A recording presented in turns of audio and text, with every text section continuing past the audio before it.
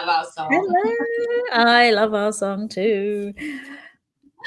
Oh my goodness. Hello and a very warm welcome to yet another episode of the Woman Wise podcast. I am Janine Lingenfelder, who is my co-host. And I'm Sara Haboubi. And today we have an incredibly exciting guest who is going to bring another powerful and heart-expanding conversation. Absolutely. True And powerhouse. Who is our guest today? Our guest today is Chetna Chakravarthy. And for some reason, I can't seem to get down to let her in. Okay, here, she's in. Well, you got me right in. We've got Hello, you right ladies. in. How are you? Good, and yourself? Good. Really lovely to have you. Welcome to the Woman Wise. It's such a joy to have you here with us. How are you today? How are you feeling? Thank you very much for having me here. And I'm feeling good. It's been a good day. It started bright and early, and it's been going exactly as I needed it to go. So that's a good thing. Always. We love to hear it. Chetna, you have an amazing background. So introduce yourself to our guests. Who are you, and how did you get to where you are? So I am a Bombay girl. I used to be a advertising and marketing girl. And then a friend conned me into becoming a healer, and then I conned myself into becoming a life coach. Crazy conversations that happen between friends when they say, no, you need to do this, and you say, no, I'm not doing any such thing, and then you go and do exactly that. So one of those that eventually led me to starting my own practice as a life coach. I've been a life and relationship coach now for 12 years. I have I've worked on some very, very interesting cases, but a couple of the famous ones are I have India's only Oscar-winning producer as my client, Guneet Monga.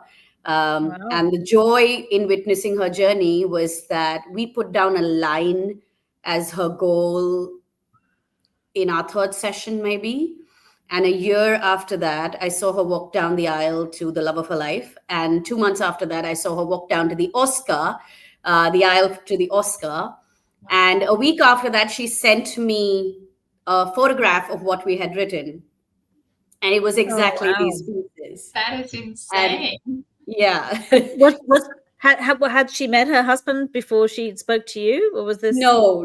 That happened after. So all of those things in life happened after. So one of the things that's happened with me is that unlike a lot of coaches, or unlike how coaching is taught by the institutes, where they tell you only coach for 6 months or maximum 1 year with a client, because I coach people through a lot of emotional pieces and personal life aspects, not work and business and professional, I have clients who've been with me now for 5 years and 10 years, and we may stop working for a little while because life happens and they're doing what they need to do. And then they circle back when the next level up comes. Right. So it's how it's been. Yeah. And another client on that same note is I have India's only Emmy winner, Veer Das, the artist. He's a client of mine. Again, I think I always say this because I'm a Bombay girl, and Bombay is the land of Bollywood. I have a lot of clients from the film industry, and it's come more from word of mouth, because one came, then they say, hey, I have a coach, go to her. And the thing that happens with creative people, I work with a lot of creative people, is it takes a lot of emotional fuel, because the incubation period from the time that you have an idea or a desire to the time that you see it on the big screen is really long. And the journey is intense, because it goes to the point of absolute cancellation and failure many times. Right. And the same story I was going to say, there must be those periods where nothing is happening. Yeah. It's all stalled. And then, I mean, so to be able to help them with their confidence and to maintain their faith, I guess must be amazing. And that's the piece. So to let them be storytellers, to let them be creative without worrying about the fact that they're not going to make money or they're not going to be successful.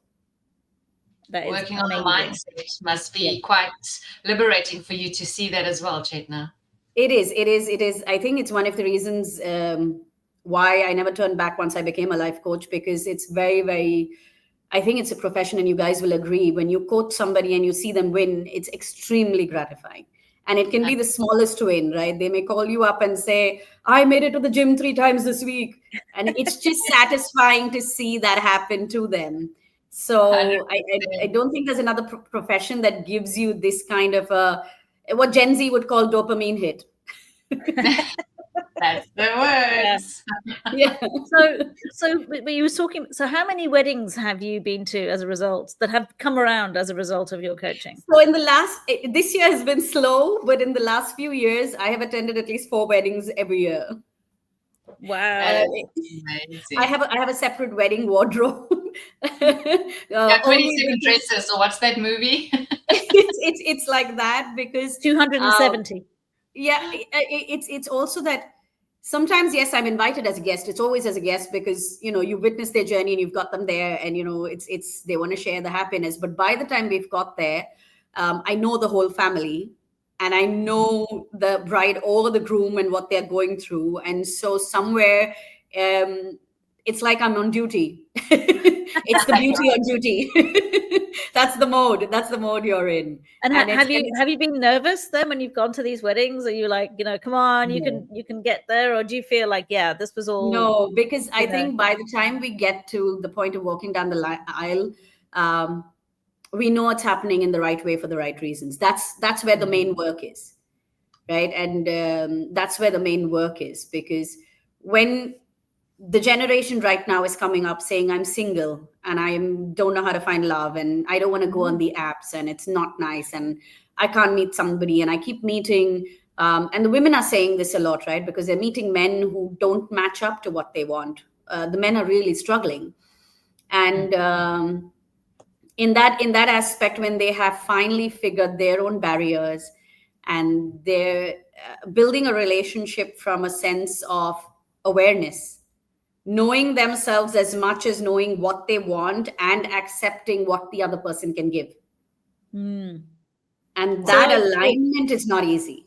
Yeah, I was going to say, so in terms of the younger generation, the challenges are like, how have you navigated those challenges then with your coaching? So one of the things that's very evident is that people are going to get married more and more late in life than early. That is going to shift, number one. Number two, people are the ones that are working, the relationships that are working are the ones where people are willing to invest and put in the work on themselves.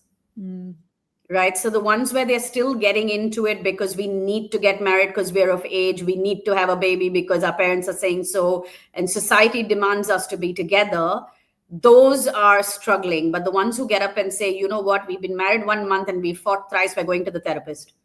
Let's just go figure this out. And when they have somebody like that in their corner, those are the relationships that are working. And especially the ones where the men have somebody in their corner. Because women are more open to taking help. Women are more open to working on themselves. Men are not. It's the age old. There used to be a joke that men will never ask for directions when driving. The pre-Google Map days. Yeah. Google Map is possibly the best thing to happen to men because you don't need to ask anybody anything, right? But it used to be a joke, and I think that is really biting them in the backside now. Because the women are not settling. Women are not getting married because they need to. They're not getting into a relationship because they need to. They're doing it because they want to. Yeah, it's a big difference, right? Yes. And the men who are able to kind of switch and cope into that and really level up from there are the ones that are able to then make a relationship happen. Chetna, you've worked with Oscar-winning producers and Emmy Award winners. I mean, it's so inspiring to hear the stories that comes from your past. But you've coached, I don't know, more than 4,000 individuals, really to help them to build their life aligned with their highest self. So my question here is, you've got millions of stories, but what story really stands out for you from those individuals that you worked with? Stands out in terms of success?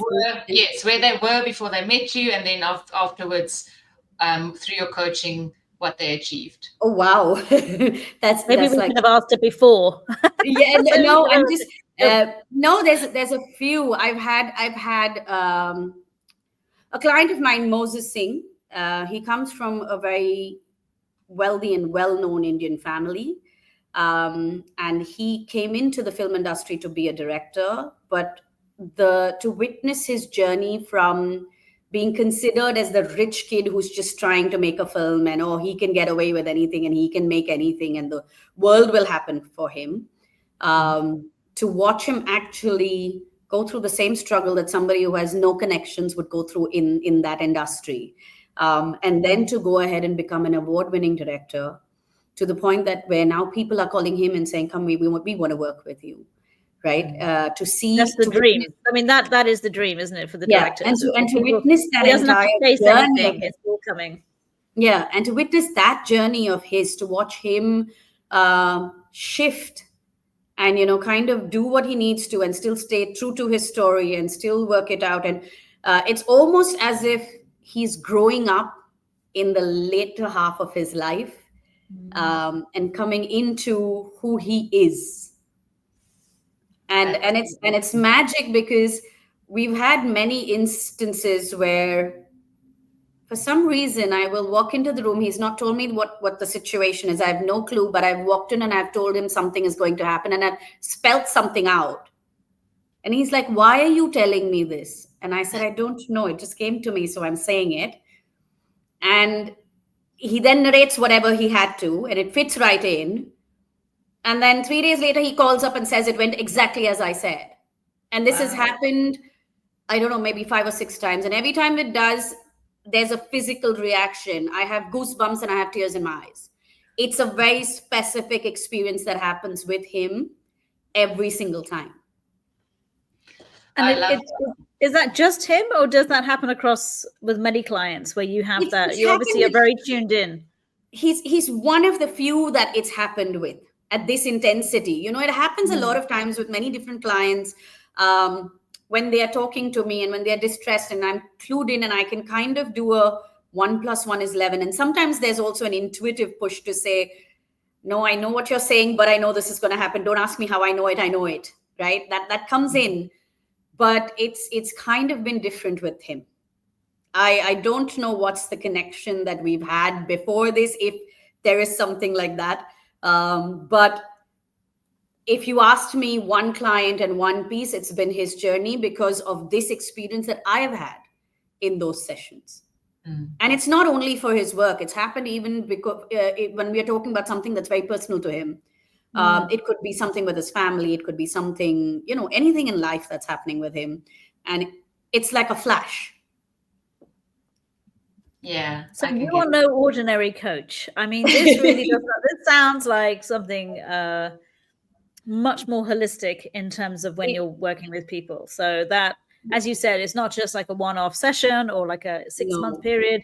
You allow them to have you as part of their life, part of their journey for a longer period. And I'm sure by the sounds of it, they'd want to keep you around for quite some time. Yeah, we walk together quite a distance. We walk together quite a distance, and they come. It's also because of what they come through with, right? Like, I've had a client who wanted to get divorced because he was in a abusive relationship, and he was on the receiving end. And there was society that was not letting them split, and parents that were not letting them split. And I remember walking with him all the way through till the day he signed on the dotted line. And at every step of the way, it's almost as if I'm doing research and saying, "Ask your lawyer this. What about that?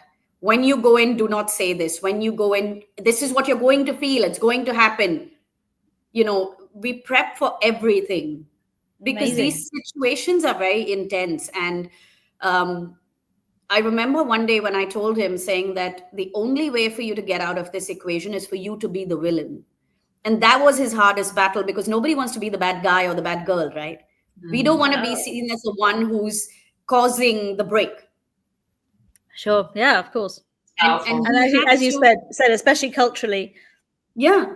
And he didn't want to be seen as the one causing the break, because he's going to be seen as the guy who got divorced and left the woman on the side, when actually the equation was completely imbalanced. and it was unhealthy for him. That's But amazing that you worked with a man through that, because I would imagine, as you said, a lot of men Very won't necessarily seek help. no, Whereas women are very good at saying, look, I can't do this on my own, who's out there to help. So what sort of proportion are men and women of clients? Is it 50-50? Do you have a kind of, or is no, it? it's 80-20, 20% men, 80% women, even today. But I will say this, Dubai is very different. If I look at my Dubai clients, it's 50-50. Just the ones that I Wow. have Oh, here. that's interesting. Yeah. And almost all come in for relationship coaching, not work. They're all with me for relationship coaching, all coming in to say, we want to be a better partner. Wow. Now, We wanna this do is this. actually, Chetna, you shared a quote with us. What was it? Life was never meant to be easy or difficult. It's always about being interesting. Yeah. Or something like that. So Yeah. can you just unpack that for our listeners, because it's a very interesting quote. So it's something that I tell my clients, because we always go into, oh, this is so bad, and oh, this is awesome, and we have this thing of kind of putting things in boxes. We put life experiences in boxes, and what that kind of has done to us, especially in the overstimulated world that we live in, is that everybody wants things easy and seamless and smooth, because we're all running low on fuel all the time. All the time, because we're doing so much, right? So when a difficult time hits, we don't have the fuel, the muscle, the resilience to kind of handle that difficult time. And we tend to throw a tantrum which says, why does this always happen to me? And then there's the conspiracy, it's the world is against me. That comes up. But it's a reaction to having low fuel. It's not because you're weak. It's not because you're playing victim. You don't have the energy to be the survivor or the warrior. You're wasting your energy in too many places. You don't have it in you right now, right? And so the child comes out and throws the tantrum. But when I do this for myself as well, right? My one rule with me is I will use my tools or I will not share it. And that's a piece. And when I look at life as just interesting, I can say it's tough, but it's interesting. It's easy and fun, but it's also interesting. So when everything goes into that box, then I'm not pulled apart. I'm not fighting. And if I look at everything as interesting, then the bad times also kind of become like a challenge, which is what it's supposed to be. I feel that there's a generation, which is the 80s and 90s generation, that still, not even 90s, maybe till about 95, 96, that still understands the word challenge. But beyond that, the word nobody wants a challenge in life. They want seamless, responsibility-less, easy, carefree life. But the consequences is huge. Yeah. No, it's good, indeed. And that's why what I started doing was I removed the labels. It's not good, it's not bad, it's not easy, it's not difficult. The only label that I sit with, is it relevant? Even if it's interesting, is it relevant? Right? Or is it irrelevant? It's interesting, but irrelevant. Yeah, tweak the mind so that it works for in the moment. And so the moment you remove difficult or bad or tough or horrible, you kind of say, okay, it's interesting. It's a struggle, or I need to figure this out. It's difficult, right? But you don't push the tantrum button. Yeah. The inner child doesn't panic. I like that. But it's a great, it's a brilliant reframe. So how do you help people then to keep their battery, charged up? So rather than being low on fuel, that they actually maintain their energy levels, but especially when times are, a little bit tougher. Yeah, I think that once somebody comes to clarity about what actually matters to them in life and what they want to do in life, the leakage of fuel kind of stops. Right. And there's one of the ways in which we cause those leaks is, well, my clients will laugh when I say this, because I always tell them, I said, cut the drama. That's my line to them. Right? Like, I always tell them, this is all BS. So just being dramatic. Don't do drama. I always say, don't do drama. Right? It's the phrase that it's linguistically incorrect, grammatically. Especially if you have creatives coming from the film world, where drama is their living. Yeah, and because I don't want to call them dramatic. I don't want to label them as being Mm. something, but I know that they're doing something, right? And hence I always say that. And what comes out from that is that they start realizing where they are overreacting to something or not reacting appropriately. Right? And once they have a certain understanding of what matters to them, what they like, they dislike, what their preferences are, what actually affects them and doesn't affect them because of them, not about what they have been told, right? What they want to do, what they need. As they start getting the clarity of this, the kind of leakage stops. Because when you overreact and you do the drama, like I say, which can be anything, right? Screaming, shouting, ranting, kind of sitting and holding your head and being the victim and saying, this always happens to me. It's like you've taken a screwdriver and jabbed your fuel tank. You've done it. You've jabbed it, and now there's a leak, and now you don't know, even if you refuel, there's still a leak. So you can go and do 5,000 happy things and keep the fuel going in, but it's still leaking because of this one behavior. That's a great analogy. It's brilliant. Yeah. So the moment they stop that and they kind of sit back, and now here's an interesting side effect that happens when people who are habituated to this stop the drama, they start getting bored. Yeah, that's exactly where my mind went. It was exactly, it's like, okay, I know a few people in my circle that if they don't react, they don't do the drama. Yes, they don't. They do get the drama. bored, and I've had clients call up, and then it's restlessness, and this life is not okay, and something's not right, and I don't know what I want to do, and there's a desire for something, but they're not putting a finger on it. Because they don't know what's been taken out. They can't figure out that space that was taken up by all those reactions is now empty. And they need to now fill it with something worthy. But they have not yet discovered what that is. Yeah. And so they get into the explore stage. And then they start actually developing things that they would like to put in. Then that's when the right goals are set. That's it. That's when the goals come up. Yeah, because you've peeled out layers. Those are your authentic goals. Yes. Because at that point you're sitting from a space of, I think in that moment, you're in that restlessness, you're most connected to your truest self. Makes and sense. You may not be able to articulate it, but that you're sitting in that energy. And if you start exploring in that energy, things will come to you that are aligned to you. Yeah, 100%. Very good. And that's the space. Then the drama comes every now and then, but they're able to catch it themselves. and I even get calls where they say, today I want to do the drama. I'm like, okay, fine, 10 minutes, let's go. Yeah, that's good. That's good. Rather than saying no, you're not allowed to ever do it. Give yourself a little safety release valve, just to let the drama out.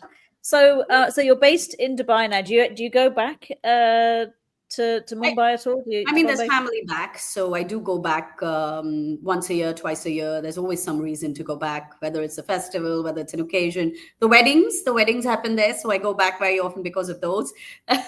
But there's trips that happen, yeah. And I still have family, friends, clients, so much happening over there. Sounds amazing. And any weddings in Dubai yet? Have you had any successful proposals?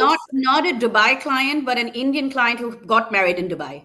She had a wedding here. She had a destination wedding and did that here. So, and were you living here at that stage, or did you have? Yeah, I was living here. I'd already moved here by then. I think you were planting seeds. Like, I don't want to travel for another wedding. You better just come here. Yeah, and I think the weddings here are a matter of time. It'll come because there's a huge single segment. People trying to find love and make it happen, all different nationalities. And the other thing here is also the older age group. It's not just 30 somethings, it's even 40 and 50-year-olds, because there's so many different nationalities and so many different cultures that there's your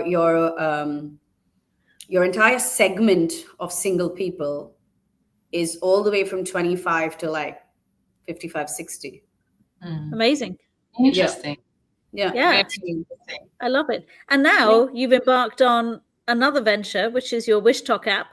Yeah. So congratulations for launching this. This is incredible. Tell us a bit about the WishTok app. So it's basically a marketplace. It's an end-to-end app. It lists coaches, therapists, mindset coaches, all kinds of wellness practitioners who engage in talk therapy, right? So anything that involves sessions that are talk things through, that's on the app. I do have a cosmic segment, which is astrologers, tarot readers, numerologists, and the Indian Feng Shui, which is Vastu, the Indian counterpart of Feng Shui, right? It's Vastu. I do have that. And then I have, obviously, the coaches and the therapists.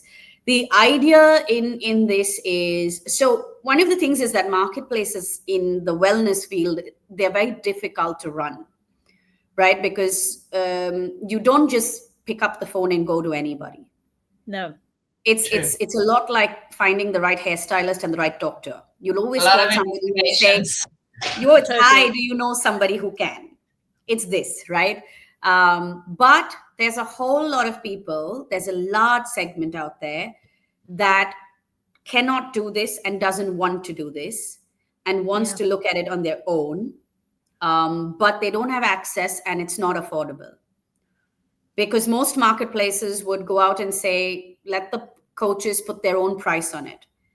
Now, what happens is if I put my usual price on it, nobody's coming to me at that price without a reference.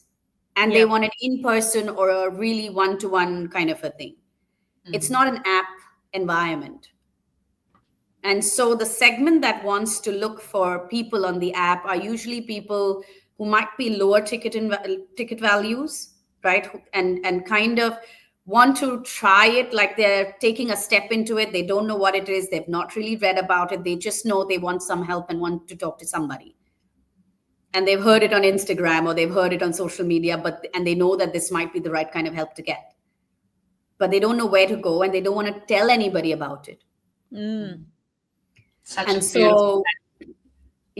so this makes it kind of easier. So talk us through then the experience. So when someone goes on to WishTok, how is it going to work? You download the app. As a user, I've downloaded the app. I don't need to register. I can explore without registering. We have some tips. We have a horoscope up there, things that can interest you. There's a little bit that's there. And then when you start exploring it, you can access a list of coaches, therapists, tarot readers, different practitioners. And then you choose who you want to talk to based on your price point, right? Mm-hmm. If you're a first-time user, you can do a free discovery call with the coaches and therapists. It's a random selection, but you can choose it and have a 5-minute chat with somebody. If you come back, then you can book a session. The nice part is you don't necessarily need to do a video call. You could do an audio call or you could chat. So the current generation also likes so to flexible. Yeah, less stressed out to actually open up. I love that. Yeah. And everything is end to end, right? It's not like you book it and then you go on to Google Meet. No, you book your session, the calendar goes, it syncs with your calendar. It gives you your reminder. You've paid on the app. The wallet is there. And then you go and you can talk, you do your session and you get your notes over there. So everything is kind of integrated. It's great. It's a great idea. Yeah, everything's integrated. How long has it been going so far? Oh, it's very, very new. We only launched in Feb. We launched the mental well-being, which is the coaches and therapists part of it, in Feb. We launched the cosmic side of it in November. So we're just about starting off. And like I said, the game isn't actually going to be to put this out there and make it reachable to the customers, right? Get them aware of it. Because now there's also a competition from AI. And people are actually talking to ChatGPT about what they're feeling, right? It's going to work for a certain set.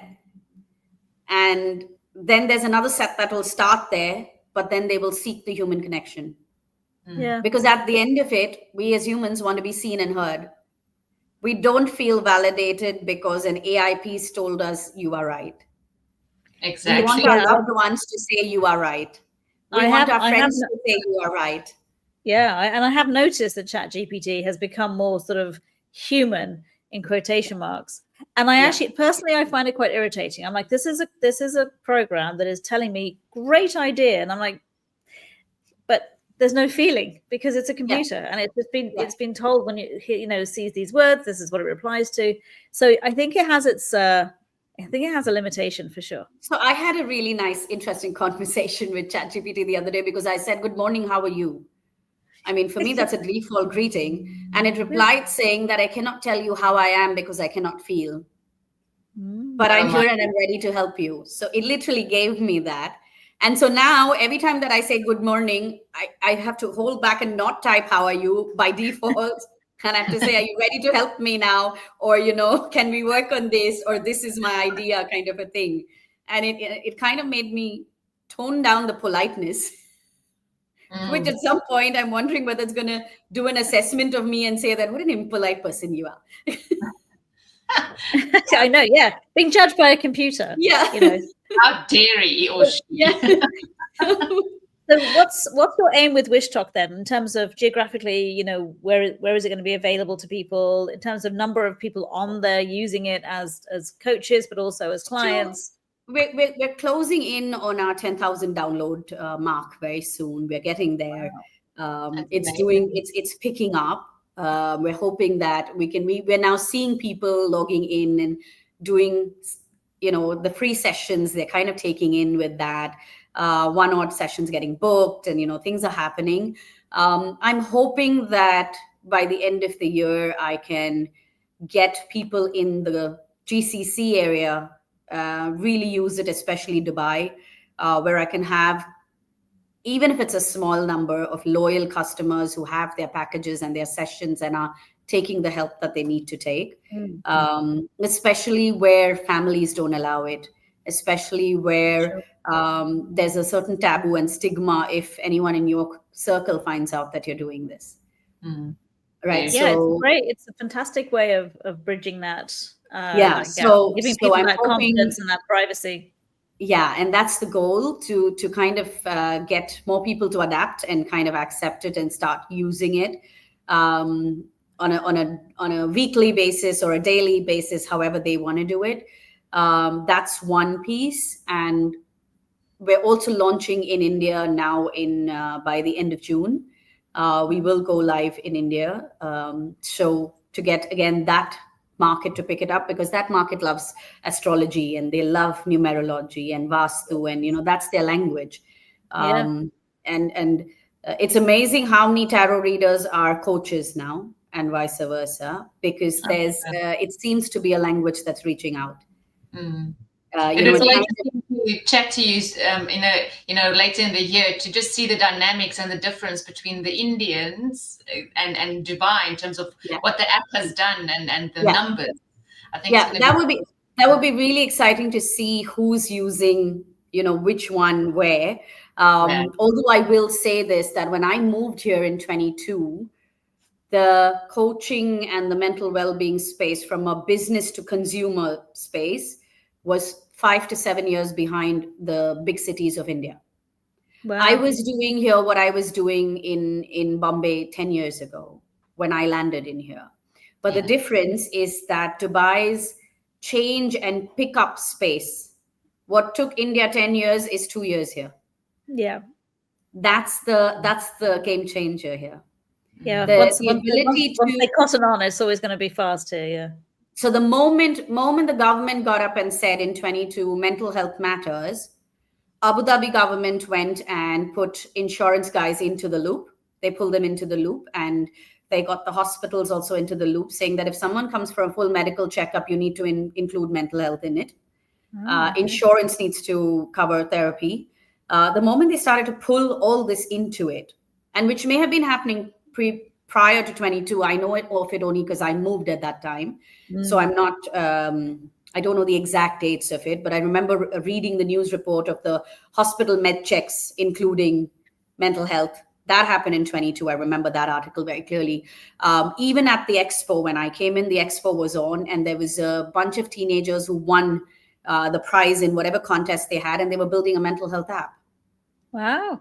right? Okay. So like 22, by 22, mental well-being out here was becoming bigger and bigger and bigger. And over the last 2 years, 3 years that I've been here, I've seen the number of wellness practitioners here triple or maybe even quadruple. There's more and more that have come in. This has become a very big market for ICF, which is the Indian Coaching Federation. There's Indian or the international?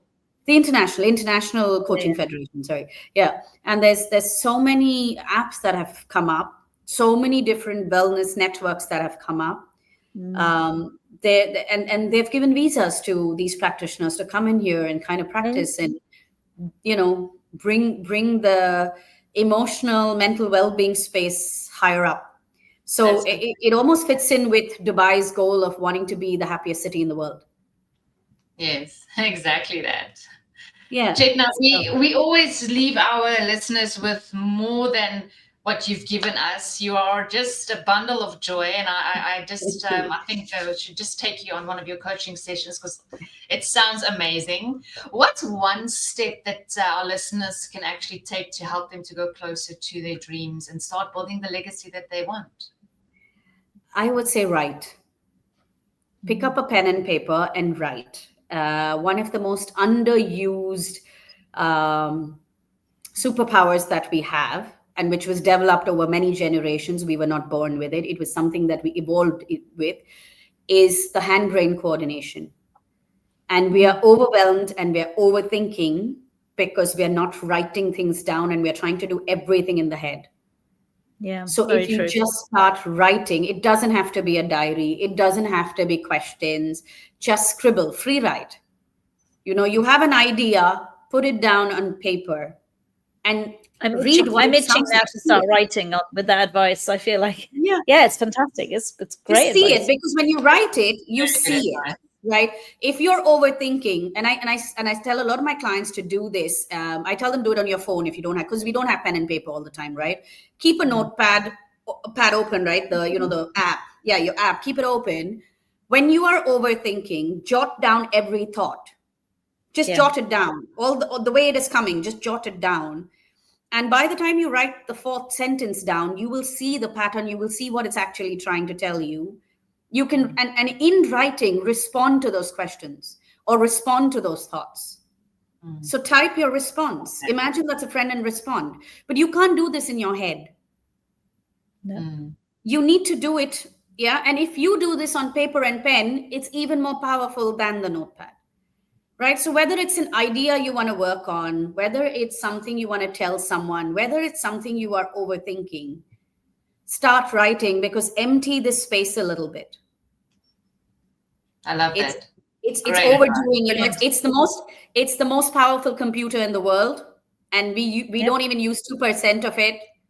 All of those facts on one side, but the little that you're using is overused.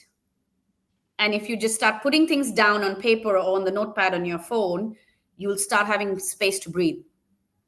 All I'm seeing is my house full of Post-it notes. Me, I have notepads all over. It's amazing advice. Everywhere. So, Chetna, where can people find you? Where's the best place for them to find you if they want to see what you're about? Book a call. I'm most active on Instagram. My handle is Positivity Angel. Everything that I do goes up there, and people know where to get me and what I'm up to. And the joke with a few of my friends last year was that if you don't see a story posted by me in 24 hours, break my door down because I'm locked in the bathroom. Call the police. I'm locked in the bathroom. Break my door down. I live alone. No. So it was a joke that I put out, and one of the days I didn't, and a friend messaged saying, "Hey, are you okay?" We knocked the story up, and so Instagram is where you can find me. Like almost immediately, that's where I am. My handle is Positivity Angel. I'm also on LinkedIn. I go by my name, Chetna Chakravarthy. Those are the two places where you can find me. And WishTok is WishTok on the Apple Store, so WishTok is on the Apple Store as well as on the Google Play Store. You can download both of them. There are two apps of it. One is with a white logo and a black logo. The white is what you want to download. The black is what our consultants use, but we need to have it up there so that they can download it and use it. And if someone wants to join to be one of your consultants, so how would Yes. they just contact they can you reach through out to LinkedIn me or- on Instagram, either on Positivity Angel, or they can reach out to the Instagram handle WishTok Community. It's WISHTOK, like TikTok, WishTok. It came from the word wish to talk, the phrase wish to talk. I love that. Yeah, do you very wish good. to talk? And that turned into this, and we said, okay, let's be a little Gen Z with it. So we did Wish Talk, and the handle is Wish Talk Community. So you can follow us there. Again, there's a lot of events, webinars, things that we're doing on the app that goes up there. So follow us, and you can, if you're a consultant, if you're a coach, a therapist, a tarot reader, astrologer, reach out if you would like to be on the app, and we can talk. Amazing. Well, Well, we're going to put all the links. We'll put them all down below. Yeah. Where they can contact you. Janine, one last thing. Yeah, I just want to really say thank you to you, Chetna, for being here, sharing your wisdom, and being so inspirational. I definitely feel that this conversation somehow shifted something in my mind. Not sure what. So I'm waiting for Chetna to WhatsApp me and to say this, and then I'm like, oh my gosh, it's exactly that. No more drama, Janine. Don't do any more drama. The side effect, according to my clients, is that my voice is in their head. They're like, "What would Chetna say?" Yeah, I love it. That's fantastic. So yes, but thank you for having me, ladies. It's been a blast. Been an absolute pleasure. We are getting you back. We're going to get you in studio next time. We know there was a disaster getting in studio the first time, but we're gonna get you in, and we're gonna see how WishTok is going later on. So look, the best of luck with it all, and thank you. Yeah, I look forward to hearing more stories of people walking down the aisle. I think that was amazing. It's hopeful. Though I have my own rom-coms happening. Yeah, you don't need to watch them. You have them there. They're just unfolding in front of you. Happening. Amazing. Awesome. Thank you so Chetna, much. thanks so much. Thank you so much. We will chat to you again soon. Janine, yes. Thanks for being my awesome co-host as always. No, thanks to you, Sara, and to our listeners. This is your reminder once again, just to stay who you are, keep growing. Your voice matters, your story matters. And please go follow us on YouTube, Facebook, Instagram, and of course, LinkedIn. Absolutely. Take care, everyone.